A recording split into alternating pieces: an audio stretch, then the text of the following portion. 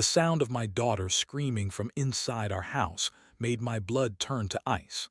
I dropped my grocery bags on the driveway and ran toward the front door. Through the window, I could see two men in fake uniforms towering over my wife and 7-year-old daughter.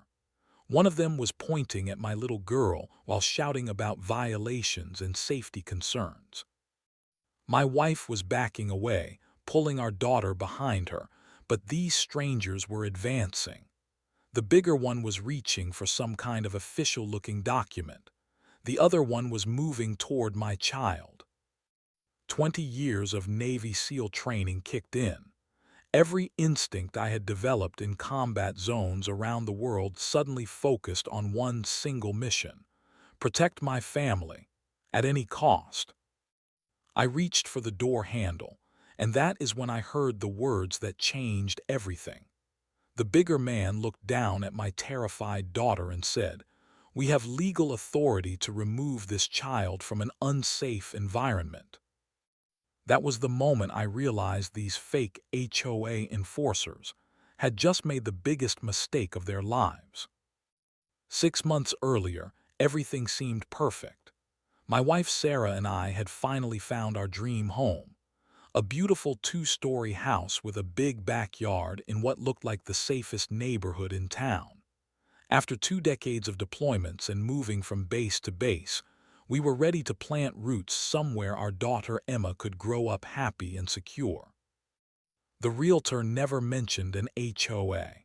In fact, when I asked directly about homeowner associations and their rules, she assured me there were none.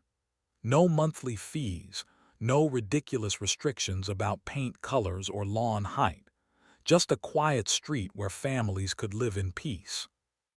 The first few weeks felt like paradise. Emma loved playing in our big backyard.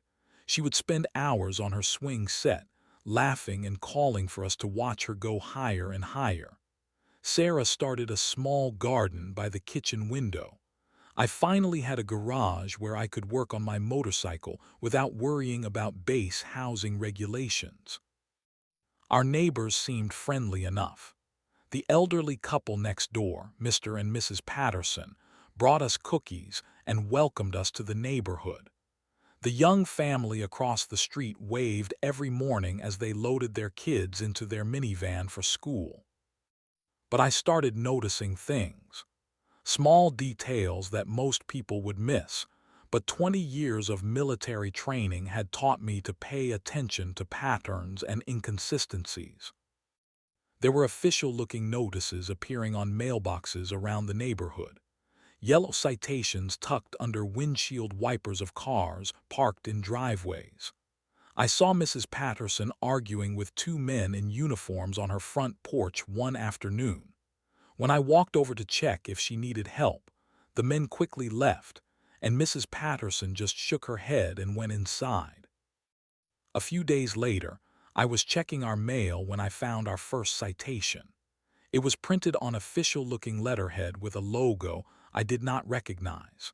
The notice claimed our lawn was 0.2 inches too tall according to neighborhood standards. The fine was $85, payable immediately to something called the Residential Standards Enforcement Division. I read the citation 3 times. Something about it felt wrong. The language was too formal but also somehow unprofessional. The contact information listed only a P.O. box and a phone number.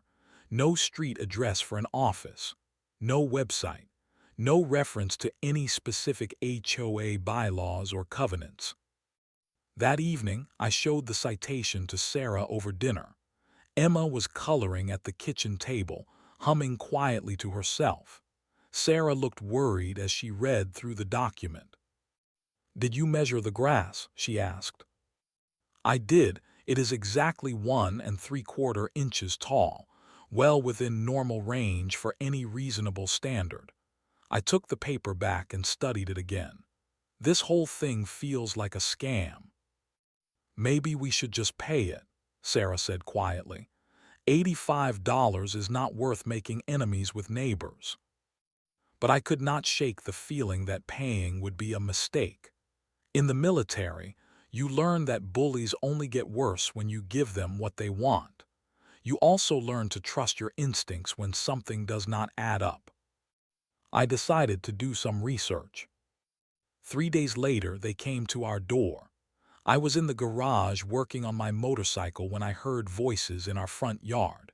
Through the window, I could see two men in matching uniforms standing on our porch. They looked official enough. Dark blue shirts with patches and badges, clipboards in their hands. One of them was taking pictures of our front door. I wiped my hands on a rag and walked outside to meet them. Both men were middle-aged, overweight, and had the kind of swagger that comes from people who think a uniform gives them power they have never actually earned. "Good afternoon," I said. "Can I help you, gentlemen?" The taller one, who seemed to be in charge, looked me up and down before responding. His name tag read R. Morrison. The other man hung back slightly, holding a camera. "We are here about your outstanding violation," Morrison said. "Lawn height exceeded community standards 3 days ago. The fine has now increased to $120 due to non-payment." I kept my voice calm and level. "I would like to see the official documentation that establishes your authority to issue fines in this neighborhood." Morrison's expression changed slightly. "We are certified enforcement officers for the Residential Standards Division. Our authority comes from the Neighborhood Covenant Agreement." "Which specific covenant agreement?" I asked. "I would like to review the document that gives you permission to assess fines on my property." The second man, whose name tag read D. Phillips, stepped forward. "Sir, you are required to pay this fine immediately or face additional penalties." "I am not refusing to pay legitimate fines," I said. "I am asking to see the legal documentation that establishes your authority to collect them." Morrison and Phillips exchanged a quick glance. Morrison cleared his throat and tried a different approach. "Look, we do not want any trouble here, but we have a job to do. The homeowners in this neighborhood have standards to maintain. Property values depend on everyone following the rules." "Then show me the rules," I said. "Show me the signed agreement that binds me to pay these fines. Show me the legal process for enforcement." Phillips was getting agitated. "Sir, you need to understand that we have full authority to escalate this matter. We can place liens on your property. We can report violations to the city. We can make your life very difficult if you choose not to cooperate." That was when their mask started to slip. Real authority does not need to threaten. Real authority can provide documentation. Real authority follows established legal processes. "Gentlemen," I said, "I am going to need you to leave my property now. If you have legitimate legal claims, you can have them delivered through proper channels by a licensed attorney." Morrison's face was getting red. "You think you can just ignore community standards because you are new here? We have been keeping this neighborhood safe and clean for years. People like you come in and think the rules do not apply to them." "The rules apply to everyone," I said, "but only if they are real rules backed by real legal authority." Philip stepped closer to me. "Maybe you need to learn some respect for the people who keep this place from turning into a dump." I did not move, but my posture shifted slightly. 20 years of combat training does not disappear just because you move to the suburbs. Phillips must have recognized something in my stance because he stopped advancing. "I think we are done here," I said. Morrison pointed his pen at me. "This is not over. You have 72 hours to pay the fine, or we will be back with additional enforcement measures." They walked back to their white pickup truck parked across the street. I watched them drive away, then went inside to start making phone calls. The first call was to the county recorder's office. I asked them to search for any homeowner association filings for our neighborhood. They found nothing. The second call was to our realtor. She confirmed again that no HOA existed for our street or the surrounding area. The third call was to the police non-emergency line. I explained the situation and asked if they had any record of licensed enforcement officers working in our area. The dispatcher said she would check and call me back. While I waited, I walked around the neighborhood and knocked on doors. What I discovered made my blood boil. Mrs. Patterson answered her door looking nervous and tired. When I explained why I was there, she immediately invited me inside. Her husband Frank was sitting at their kitchen table with a stack of papers in front of him. They were all citations from the same fake enforcement division. "They have been coming here for 3 months," Mrs. Patterson said quietly. "Every week, something new. Our mailbox is 2 inches too far from the sidewalk. Our garbage cans are visible from the street on non-collection days. Our garden gnome violates decoration standards." Frank looked up from the papers. His hands were shaking slightly. "We have paid them over $400 so far. We are on a fixed income. We cannot afford to keep paying, but they said they would put a lien on our house." I studied the citations. They were printed on the same fake letterhead I had received. The language was nearly identical, just with different violation types filled in. "Have you contacted the police about this?" I asked. Mrs. Patterson shook her head. "They look so official. The uniforms, the badges, the truck with government license plates. We thought maybe the city had hired them. We did not want to cause trouble." I spent the next 2 hours going door to door. The picture that emerged was even worse than I had imagined. The young family across the street, the Johnsons, had been paying fines for 6 weeks. Their violations included having children's bicycles visible in their driveway and hanging laundry on a line in their backyard. They had paid over $200. The single mother 3 houses down, Maria Santos, was being charged for having too many cars in her driveway. She worked 2 jobs and often had her mother come over to watch her kids. The extra car in the driveway apparently violated occupancy standards. She had borrowed money from friends to pay the fines because she was terrified of losing her house. The elderly widower at the end of the street, Mr. Chen, had been cited for having newspapers pile up on his porch when he was in the hospital for a week. The fine was $150 for creating an unsightly accumulation of debris. Every single person I talked to had the same story. Official-looking men in uniforms showing up with citations for ridiculous violations, threats about liens, city involvement, and escalating penalties. Fear that fighting back would make things worse. But the most disturbing part was the pattern I started to see. These fake enforcers were specifically targeting the most vulnerable people. The elderly who might be confused by official-looking documents. Single parents who were too busy working to fight bureaucratic battles. New residents like us who did not know the local rules and regulations. When I got home that evening, Sarah could see the anger on my face. "What did you find out?" she asked. I told her everything. About Mrs. Patterson's $400 in fines. About Maria Santos borrowing money to pay for fake violations. About Mr. Chen being extorted while he was recovering from surgery. "This is not just about us," I said. "This is a criminal operation targeting our entire neighborhood." Sarah was quiet for a long moment. "What are you going to do?"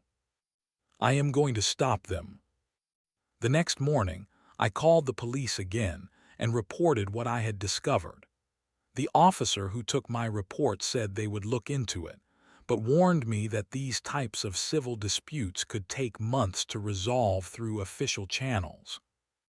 I also called a lawyer who specialized in HOA disputes. He confirmed that no legitimate homeowner association existed for our neighborhood, but said that proving fraud and getting criminal charges filed could be a lengthy and expensive process. That afternoon, Morrison and Phillips came back. This time they did not stop at our front door. They walked around our house, taking photographs of everything: our air conditioning unit, our garden hose, Emma's swing set. They spent 20 minutes measuring distances and writing notes on their clipboards. When I confronted them in the backyard, Morrison handed me a new citation. This one claimed that our air conditioning unit was installed without proper permits and needed to be removed within 48 hours. The fine was $300. "This is harassment," I said. Phillips smiled for the first time since I had met him. "This is enforcement. You had your chance to cooperate. Now we do this the hard way." "You mean the illegal way?" Morrison stepped closer to me. "Prove it is illegal. Until then, you follow the rules like everyone else in this neighborhood." They left, but not before Phillips took more photographs of our house and made a point of walking slowly past Emma's bedroom window. That night, I made a decision that would change everything. I had to run to the hardware store to pick up supplies for a repair project. Sarah was home with Emma, who was excited about having a movie afternoon while I was gone. It was supposed to be a quick trip, 30 minutes, maybe 45 at most. I was loading PVC pipes into my truck when my phone rang. Sarah's name appeared on the screen, but when I answered, her voice was not normal. She was whispering, and I could hear fear in every word. "They are here," she said. "The two men from yesterday. They are at our front door demanding to come inside." My blood went cold. "Did you let them in?" "No, but they are not leaving. They are saying they have legal authority to inspect our house for safety violations. Emma is scared. She is hiding in the playroom." I was already throwing the pipes into the truck bed. "Lock all the doors and windows. Do not let them inside for any reason. I am coming home right now." "They are walking around the house," Sarah whispered. "One of them is looking through our kitchen window." The hardware store was 12 minutes from our house. I made it in 7. As I turned onto our street, I could see the white pickup truck parked in our driveway. Morrison and Phillips were standing on our front porch. Morrison was pounding on the door while Phillips was trying to look through the window next to it. I parked behind their truck, blocking them in. As I walked toward the porch, I could hear Emma crying inside the house. "Get away from my door," I said. Morrison turned around with that same arrogant expression he had worn the day before.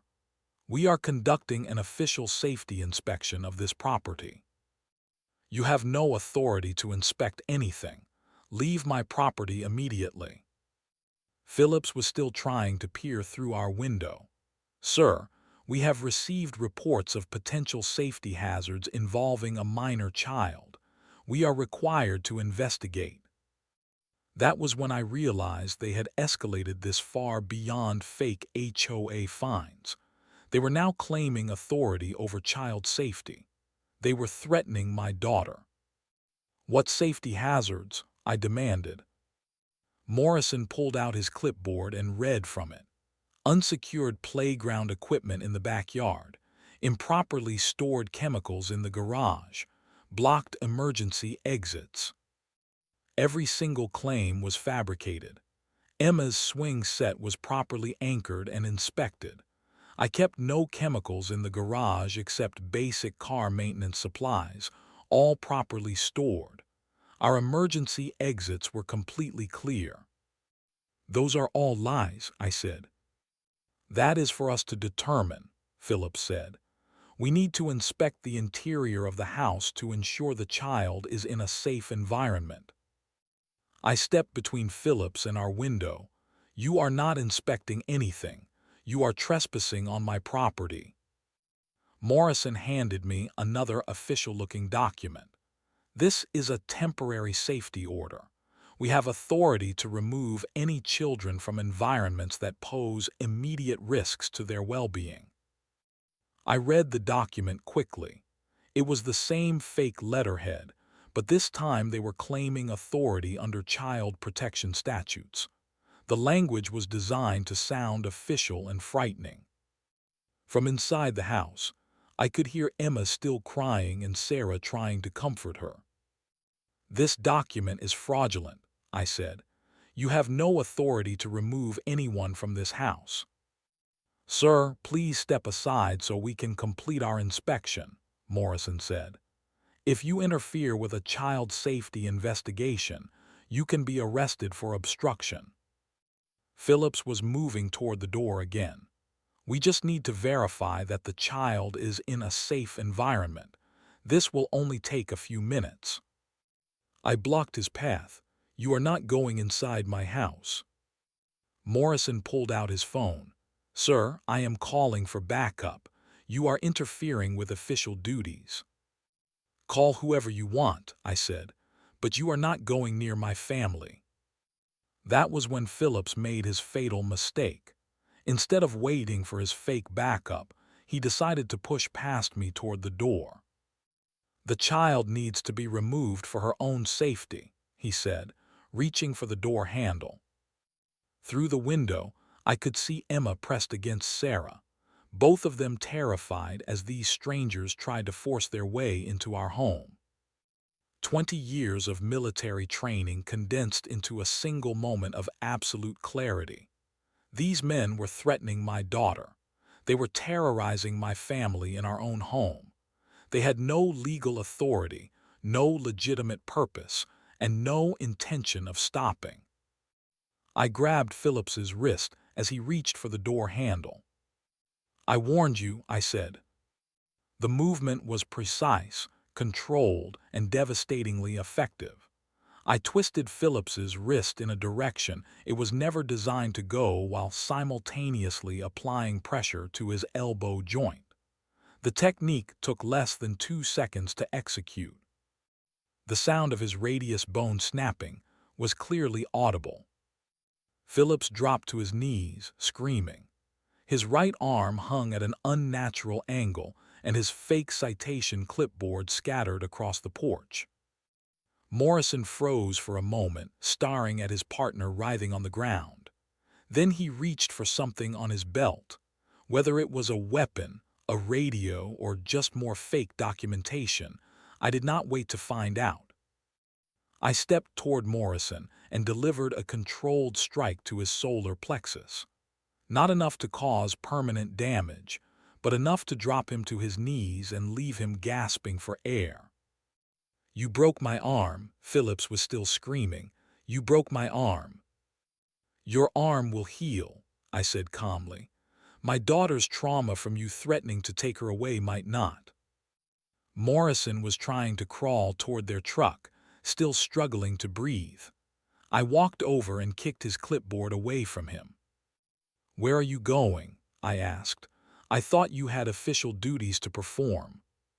Phillips was crying now, cradling his broken arm. "We need an ambulance. You attacked us."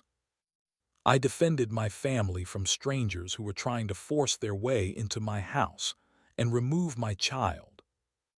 I pulled out my phone and dialed 911.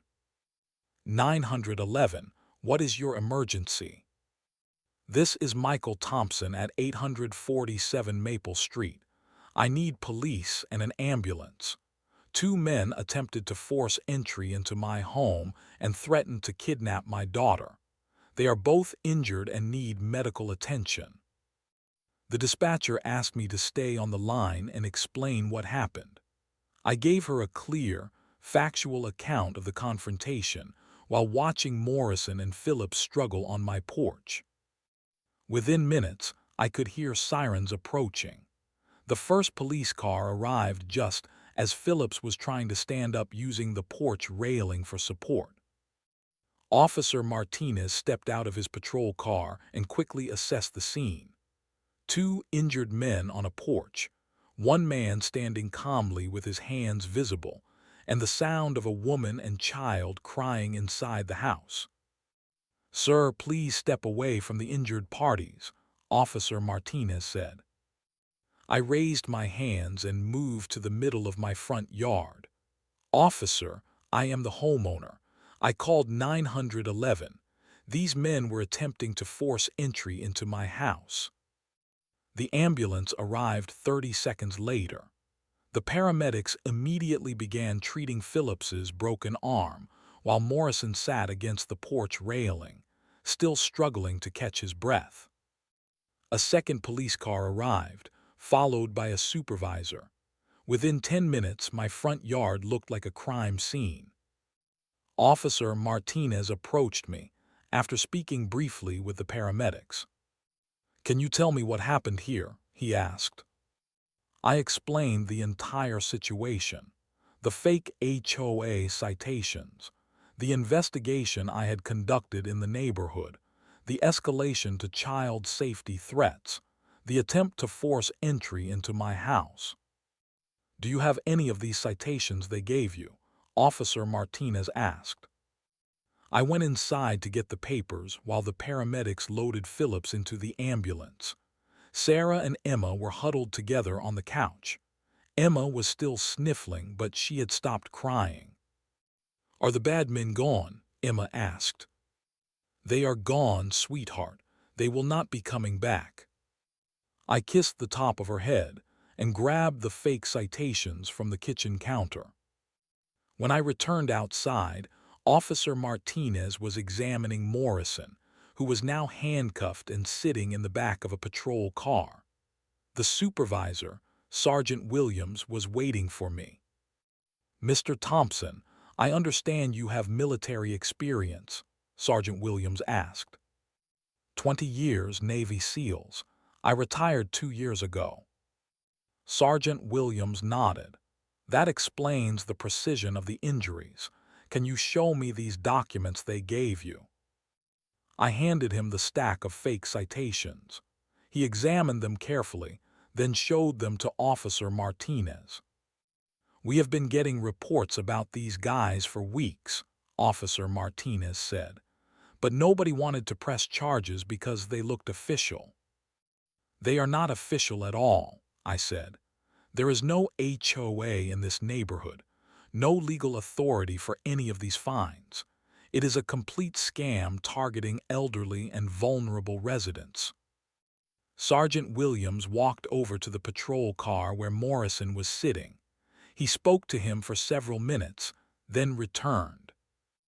"Mr. Morrison is claiming you assaulted them without provocation," he said. "Check with my neighbors," I replied. "Mrs. Patterson next door saw the whole thing through her window. The Johnsons across the street were in their front yard. Multiple witnesses saw these men trying to force their way into my house." As if on cue, Mrs. Patterson's front door opened. She walked slowly across her yard toward us. "Officer," she called out, "I saw everything. Those men were trying to break into their house. Mr. Thompson was protecting his family." The investigation that followed revealed the full scope of Morrison and Phillips's criminal operation.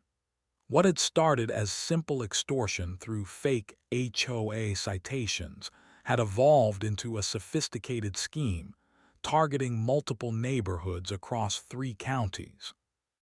Detective Sarah Kim, who specialized in fraud cases, took over the investigation after the initial arrest reports were filed. She arrived at our house the following morning with a folder full of evidence that had been building for months. "Your case broke this wide open," Detective Kim explained as we sat at our kitchen table. "We have been tracking similar complaints, but nobody had made the connections until now." The evidence was staggering.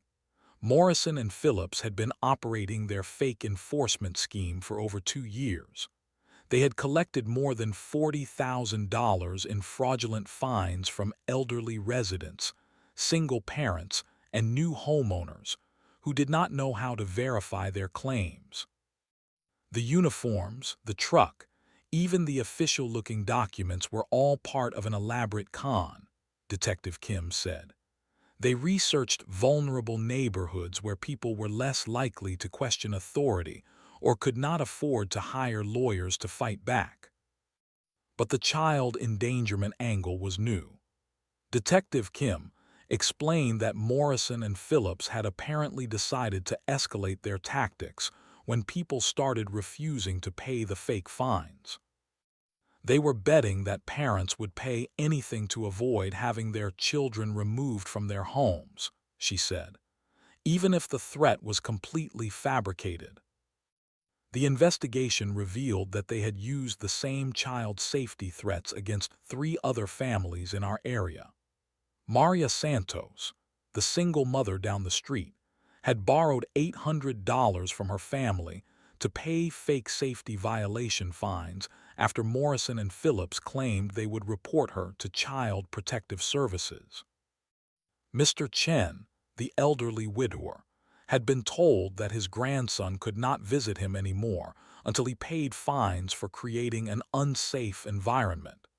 He had been saving his medication money to pay their demands. The Johnsons across the street had been threatened with having their 2 young children removed because their backyard play equipment allegedly violated safety codes. They had already started the process of selling their swing, set to raise money for the fines. These people are predators, Detective Kim said. They specifically targeted the most vulnerable members of your community. The fake documents alone were enough to charge Morrison and Phillips with multiple felonies. Forgery, fraud, extortion, and attempted kidnapping were just the beginning. When police searched their truck and storage unit, they found evidence of similar operations in 7 other neighborhoods. How many families did they victimize? I asked. We are still counting, but it looks like over 60 households across multiple cities. The total amount they stole is approaching $100,000. The media attention brought even more victims forward. Local news stations ran stories about the fake HOA scheme, and the police tip line was flooded with calls from families who had been targeted but were too embarrassed or scared to report it initially. Morrison and Phillips were each charged with 18 felony counts.